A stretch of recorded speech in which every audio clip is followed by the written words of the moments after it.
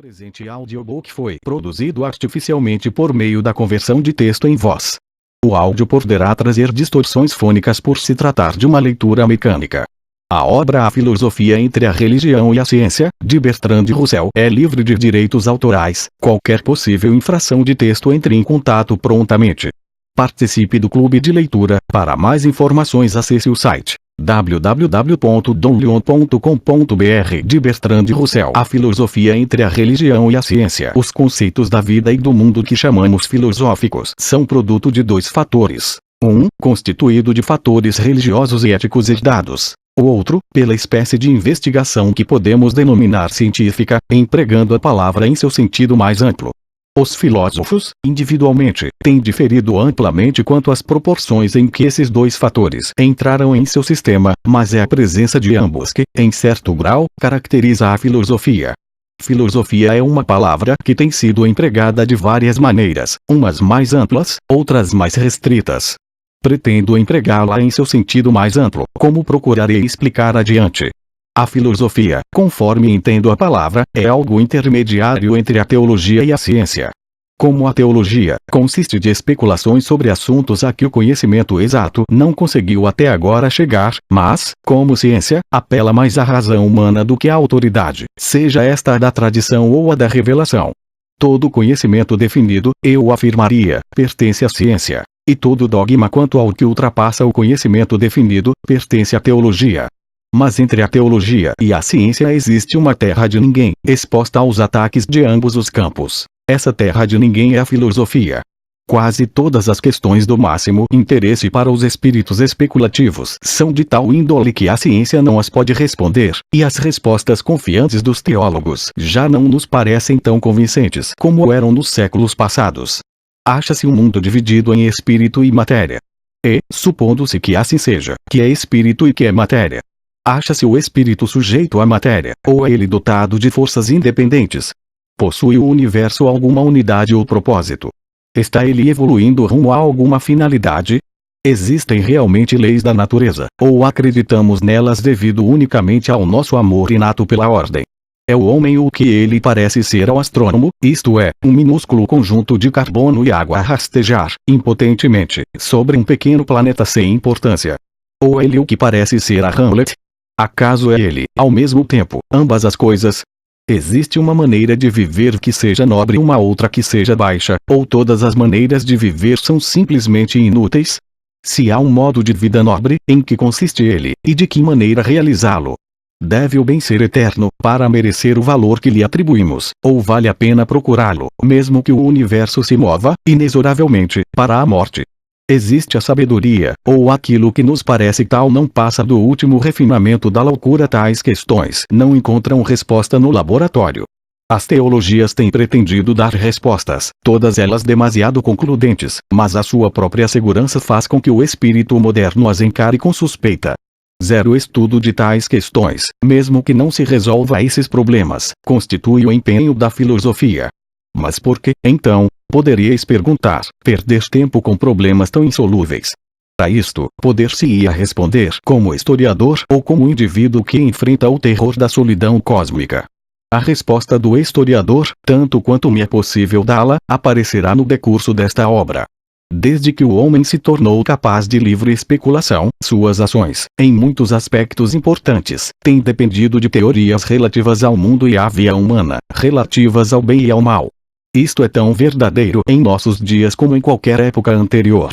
Para compreender uma época ou uma nação, devemos compreender sua filosofia e, para que compreendamos sua filosofia, temos de ser, até certo ponto, filósofos. Há uma relação causal recíproca.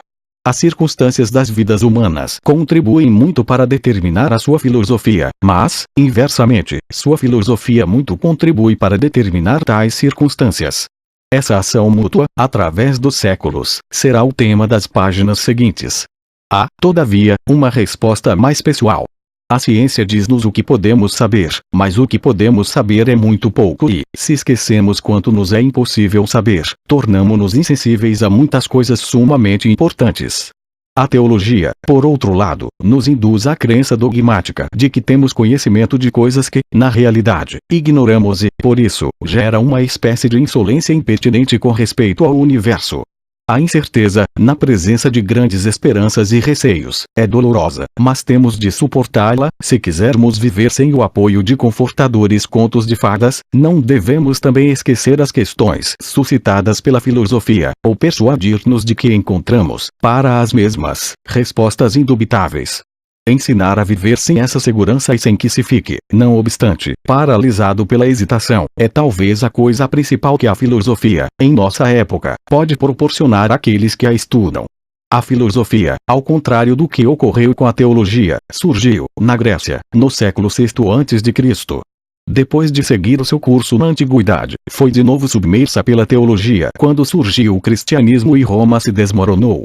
Seu segundo período importante, do século I ao século XIV, foi dominado pela Igreja Católica, com exceção de alguns poucos e grandes rebeldes, como, por exemplo, o imperador Frederico II, 1195-1250.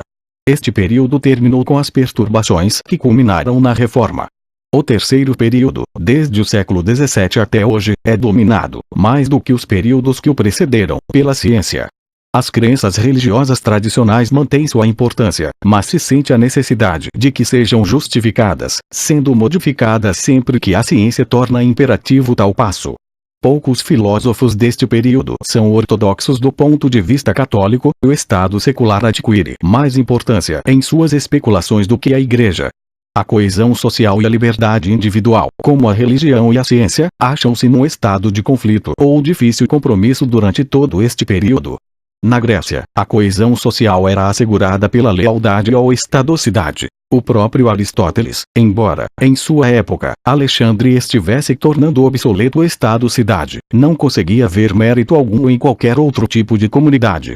Variava grandemente o grau em que a liberdade individual cedia ante seus deveres para com a cidade. Em Esparta, o indivíduo tinha tão pouca liberdade como na Alemanha ou na Rússia modernas. Em Atenas, apesar de perseguições ocasionais, os cidadãos desfrutaram, em seu melhor período, de extraordinária liberdade quanto a restrições impostas pelo Estado. O pensamento grego, até Aristóteles, é dominado por uma devoção religiosa e patriótica à cidade. Seus sistemas éticos são adaptados às vidas dos cidadãos e contêm grande elemento político. Quando os gregos se submeteram, primeiro aos macedônios e, depois, aos romanos, as concepções válidas em seus dias de independência não eram mais aplicáveis. Isto produziu, por um lado, uma perda de vigor, devido ao rompimento com as tradições e, por outro lado, uma ética mais individual e menos social. Os estoicos consideravam a vida virtuosa mais como uma relação da alma com Deus do que como uma relação do cidadão com o Estado. Prepararam, dessa forma, o caminho para o cristianismo, que, como o estoicismo, era, originalmente, apolítico, já que, durante os seus 3 primeiros séculos, seus adeptos não tinham influência no governo. A coesão social, durante os 6 séculos e meio que vão de Alexandre a Constantino, foi assegurada, não pela filosofia nem pelas antigas fidelidades, mas pela força, primeiro a força dos exércitos e, depois, a da administração civil. Os exércitos romanos, as estradas romanas, a lei romana e os funcionários romanos, primeiro criaram e depois preservaram um poderoso Estado centralizado. Nada se pode atribuir à filosofia romana, já que esta não existia. Durante esse longo período, as ideias gregas herdadas da época da liberdade sofreram um processo gradual de transformação. Algumas das velhas ideias, principalmente aquelas que deveríamos encarar como especificamente religiosas, adquiriram uma importância relativa. Outras, mais racionalistas, foram abandonadas, pois não mais se ajustavam ao espírito da época. Desse modo, os pagãos posteriores foram se adaptando à tradição grega, até esta poder incorporar-se na doutrina cristã. O cristianismo popularizou uma ideia importante, já implícita nos ensinamentos dos estoicos, mas estranha ao espírito geral da antiguidade, isto é, a ideia de que o dever do homem para com Deus é mais imperativo do que o seu dever para com o Estado. Ela é a opinião de que devemos obedecer mais a Deus que ao homem, como Sócrates e os apóstolos afirmavam. Sobreviveu à conversão de Constantino, porque os primeiros cristãos eram arianos ou se sentiam inclinados para o arianismo. Quando os imperadores se tornaram ortodoxos, foi ela suspensa temporariamente. Durante o Império Bizantino, permaneceu latente, bem como no Império Russo subsequente, o qual derivou do cristianismo de Constantinopla.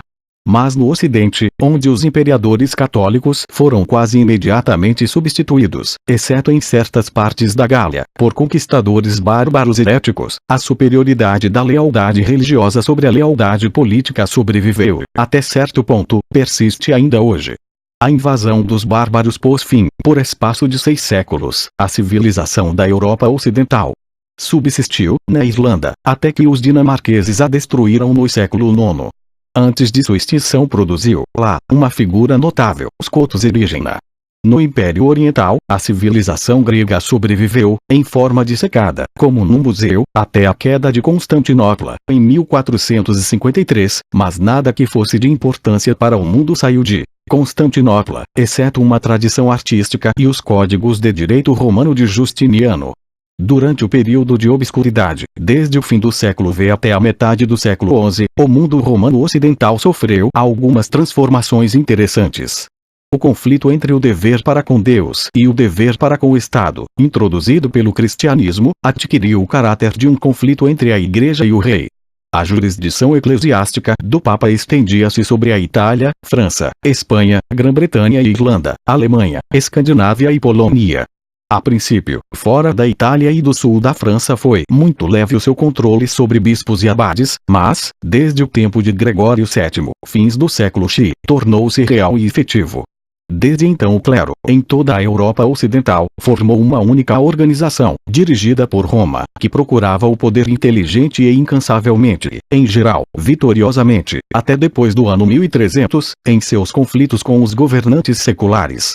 O conflito entre a Igreja e o Estado não foi apenas um conflito entre o clero e os leigos. Foi, também, uma renovação da luta entre o mundo mediterrâneo e os bárbaros do norte.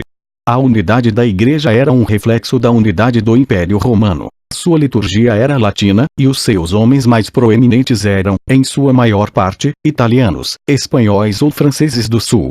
Sua educação, quando esta renasceu, foi clássica. Suas concepções da lei e do governo teriam sido mais compreensíveis para Marco Aurélio do que para os monarcas contemporâneos. A Igreja representava, ao mesmo tempo, continuidade com o passado e com o que havia de mais civilizado no presente. O poder secular, ao contrário, estava nas mãos de reis e barões de origem teutônica, os quais procuravam preservar, o máximo possível, as instituições que haviam trazido as florestas da Alemanha. O poder absoluto era alheio a essas instituições, como também era estranho a esses vigorosos conquistadores, tudo aquilo que tivesse aparência de uma legalidade monótona e sem espírito. O rei tinha de compartilhar seu poder com a aristocracia feudal, mas todos esperavam, do mesmo modo, que lhes fosse permitido, de vez em quando, uma explosão ocasional de suas paixões em forma de guerra, assassínio, pilhagem ou rapto. É possível que os monarcas se arrependessem, pois eram sinceramente piedosos e, afinal de contas, o arrependimento era em si mesmo uma forma de paixão. A Igreja, porém, jamais conseguiu produzir neles a tranquila regularidade de uma boa conduta, como a que o empregador moderno exige e, às vezes, consegue obter de seus empregados. De que lhes valia conquistar o mundo, se não podiam beber, assassinar e amar como o espírito lhes exigia? E por que deveriam eles, com seus exércitos de altivos, submeter-se às ordens de homens letrados, dedicados ao celibato e destituídos de forças armadas? Apesar da desaprovação eclesiástica, conservaram o duelo e a decisão das disputas por meio das armas, e os torneios e o amor cortesão floresceram. Às vezes, num acesso de raiva, chegavam a matar mesmo eclesiásticos eminentes. Toda a força armada estava do lado dos reis, mas, não obstante, a Igreja saiu vitoriosa. A Igreja ganhou a batalha, em parte, porque tinha quase todo o monopólio do ensino e, em parte, porque os reis viviam constantemente em guerra uns com os outros. Mas ganhou-a, principalmente, porque, com muito poucas exceções, tanto os governantes como o povo acreditavam sinceramente que a Igreja possuía as chaves do céu. A Igreja podia decidir se um rei devia passar a eternidade no céu ou no inferno. A Igreja podia absolver os súditos do dever de fidelidade e, assim, estimular a rebelião. Além disso, a Igreja representava a ordem em lugar da anarquia e, por conseguinte, conquistou o apoio da classe mercantil que surgia. Na Itália, principalmente, esta última consideração foi decisiva. A tentativa teutônica de preservar pelo menos uma independência parcial da Igreja manifestou-se não apenas na política, mas, também, na arte, no romance, no cavalheirismo e na guerra. Manifestou-se muito pouco no mundo intelectual, pois o ensino se achava quase inteiramente nas mãos do clero. A filosofia explícita da Idade Média não é um espelho exato da época, mas apenas do pensamento de um grupo. Entre os eclesiásticos, porém, principalmente entre os frades franciscanos, havia alguns que, por várias razões, estavam em desacordo com o Papa. Na Itália, ademais, a cultura estendeu-se aos leigos alguns séculos antes de se estender até o norte dos Alpes. Frederico II, que procurou fundar uma nova religião, representa o extremo da cultura antipapista. Tomás de Aquino, que nasceu no Reino de Nápoles, onde o poder de Frederico era supremo, continua sendo até hoje o expoente clássico da filosofia papal. Dante, cerca de 50 anos mais tarde, conseguiu chegar a uma síntese, oferecendo a única exposição equilibrada de todo o mundo ideológico medieval. Depois de Dante, tanto por motivos políticos como intelectuais, a síntese filosófica medieval se desmoronou. Teve ela, enquanto durou, uma qualidade de ordem e perfeição de miniatura. Qualquer coisa de que esse sistema se ocupasse, era colocada com precisão em relação com o que constituía o seu cosmo bastante limitado. Mas o grande cisma, o movimento dos concílios e o papado da Renascença produziram a Reforma, que destruiu a unidade do cristianismo e a teoria escolástica de governo que girava em torno do Papa. No período da Renascença, o novo conhecimento, tanto da antiguidade como da superfície da Terra, fez com que os homens se cansassem de sistemas, que passaram a ser considerados como prisões mentais. A astronomia de Copérnico atribuiu à Terra e ao homem uma posição mais humilde do que aquela que haviam desfrutado na teoria de Ptolomeu. O prazer pelos fatos recentes tomou o lugar, entre os homens inteligentes, do prazer de raciocinar, analisar e construir sistemas. Embora a Renascença, na arte, conserve ainda uma determinada ordem, prefere, quanto ao que diz respeito ao pensamento, uma ampla e fecunda desordem. Neste sentido, Montaigne é um mais típico expoente da época. Tanto na teoria política como em tudo mais, exceto a arte, a ordem sofre um colapso. A Idade Média, embora praticamente turbulenta, era dominada, em sua ideologia, pelo amor da legalidade e por uma teoria muito precisa do poder político. Todo o poder procede, em última análise, de Deus. Ele delegou o poder ao Papa nos assuntos sagrados, e ao imperador nos assuntos seculares. Mas tanto o Papa como o imperador perderam sua importância durante o século XV. O Papa tornou-se simplesmente um dos príncipes italianos, empenhado no jogo incrivelmente complicado e inescrupuloso do poder político italiano. As novas monarquias nacionais na França, Espanha e Inglaterra tinham, em seus próprios territórios, um poder no qual nem o Papa nem o imperador podiam interferir. O Estado Nacional, devido, em grande parte, à pólvora, adquiriu uma influência sobre o pensamento e o modo de sentir dos homens, como jamais exercera antes, influência essa que, progressivamente, destruiu o que restava da crença romana quanto à unidade da civilização. Essa desordem política encontrou sua expressão no Príncipe, de Maquiavel.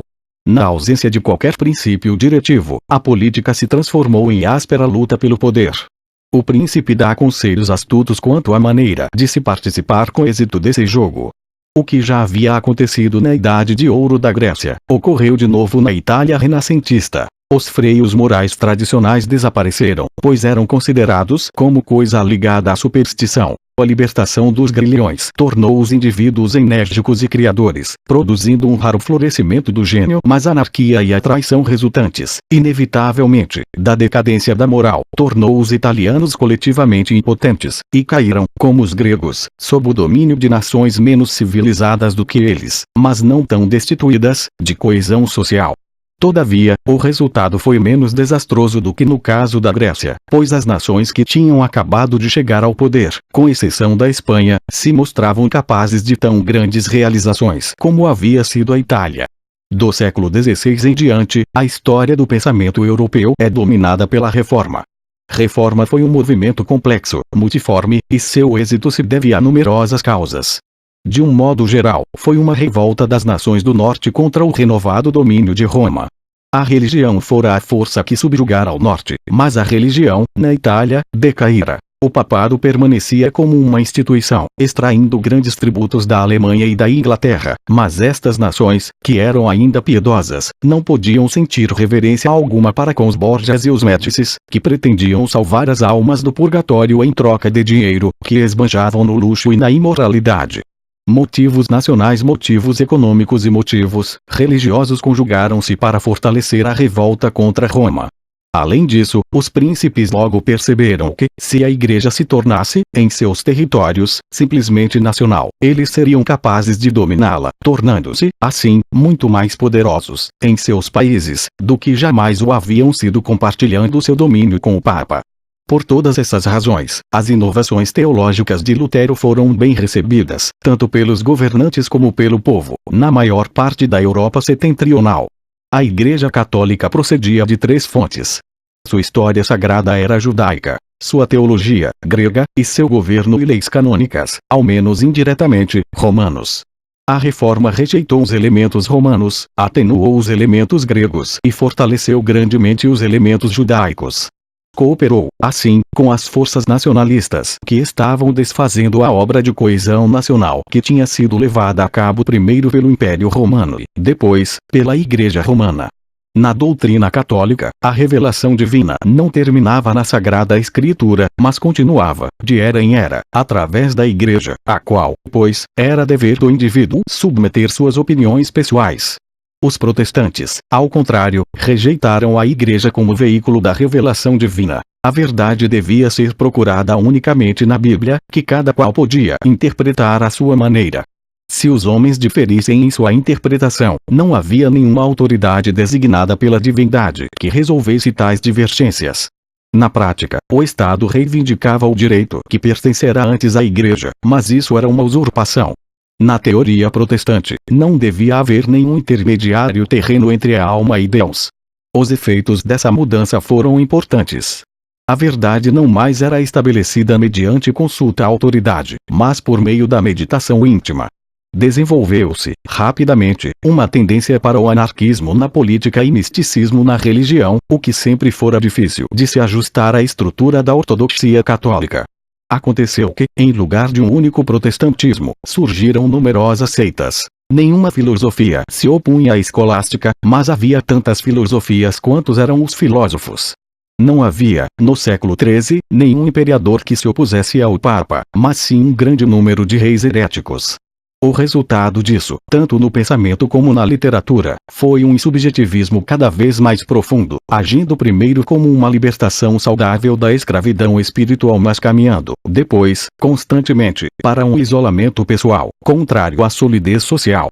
A filosofia moderna começa com Descartes, cuja certeza fundamental é a existência de si mesmo e de seus pensamentos, dos quais o mundo exterior deve ser inferido.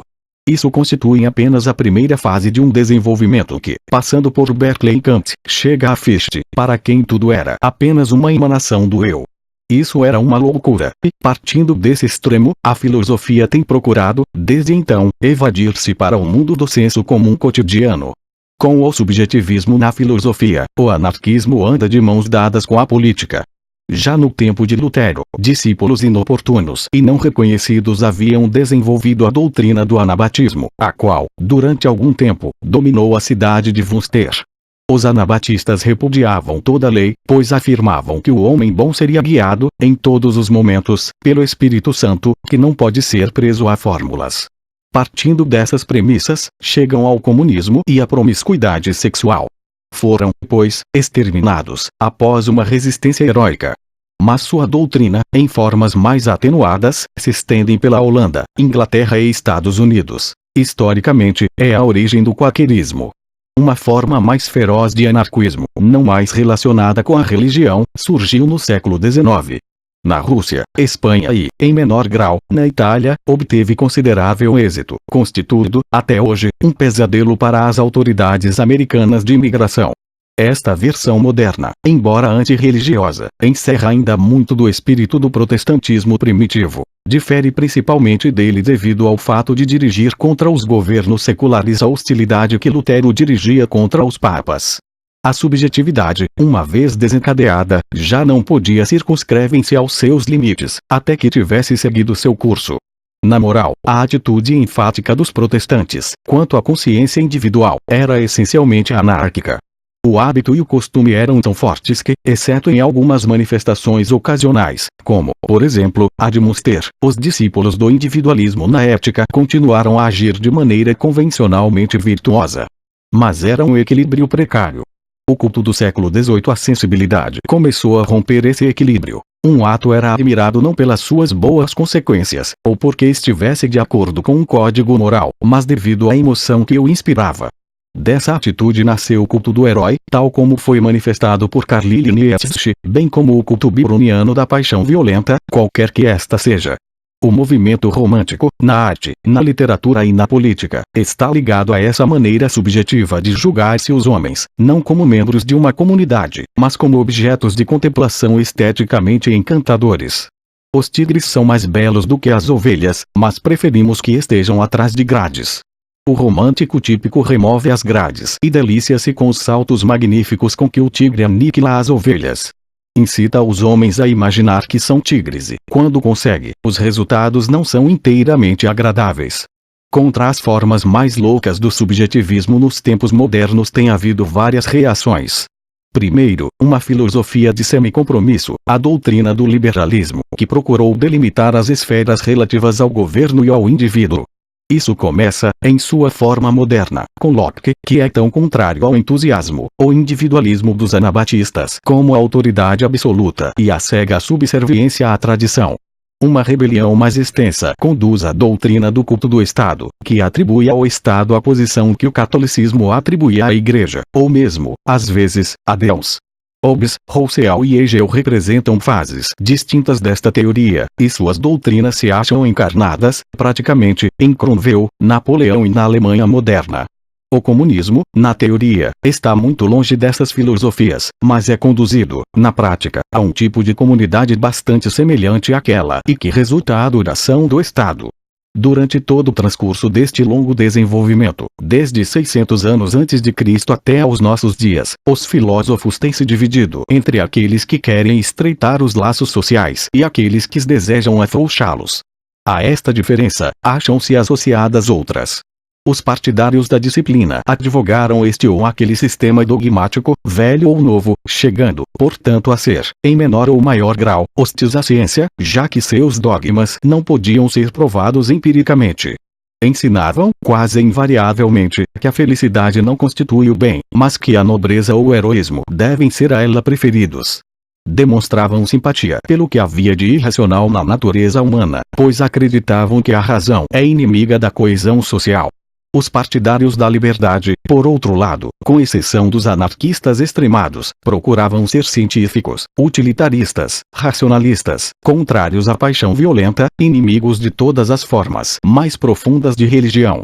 Este conflito existiu, na Grécia, antes do aparecimento do que chamamos filosofia, revelando-se já, bastante claramente, no mais antigo pensamento grego. Sob formas diversas, persistiu até aos nossos dias, e continuará, sem dúvida, a existir durante muitas das eras vindouras. É claro que cada um dos participantes desta disputa, como em tudo que persiste durante longo tempo, tem a sua parte de razão e a sua parte de equívoco. A coesão social é uma necessidade, e a humanidade jamais conseguiu, até agora, impor a coesão mediante argumentos meramente racionais. Toda a comunidade está exposta a dois perigos opostos. Por um lado, a fossilização, devido a uma disciplina exagerada e um respeito excessivo pela tradição. Por outro lado, a dissolução, a submissão ante a conquista estrangeira, devido ao desenvolvimento da independência pessoal e do individualismo, que tornam impossível a cooperação. Em geral, as civilizações importantes começam por um sistema rígido e supersticioso que, aos poucos, vai sendo afrouxado, e que conduz, em determinada fase, a um período de gênio brilhante, enquanto perdura o que há de bom na tradição antiga, e não se desenvolveu ainda um mal inerente à sua dissolução. Mas, quando o mal começa a manifestar-se, conduz à anarquia e, daí, inevitavelmente, a uma nova tirania, produzindo uma nova síntese, baseada num novo sistema dogmático. A doutrina do liberalismo é uma tentativa para evitar essa interminável oscilação. A essência do liberalismo é uma tentativa no sentido de assegurar uma ordem social que não se baseia no dogma irracional, e assegurar uma estabilidade sem acarretar mais restrições do que as necessárias à preservação da comunidade. Se esta tentativa pode ser bem-sucedida, somente o futuro poderá demonstrá-lo. O presente audiobook foi produzido artificialmente por meio da conversão de texto em voz. O áudio poderá trazer distorções fônicas por se tratar de uma leitura mecânica. A obra A Filosofia entre a Religião e a Ciência, de Bertrand Russell, é livre de direitos autorais. Qualquer possível infração de texto entre em contato prontamente. Participe do clube de leitura. Para mais informações acesse o site www.donleon.com.br.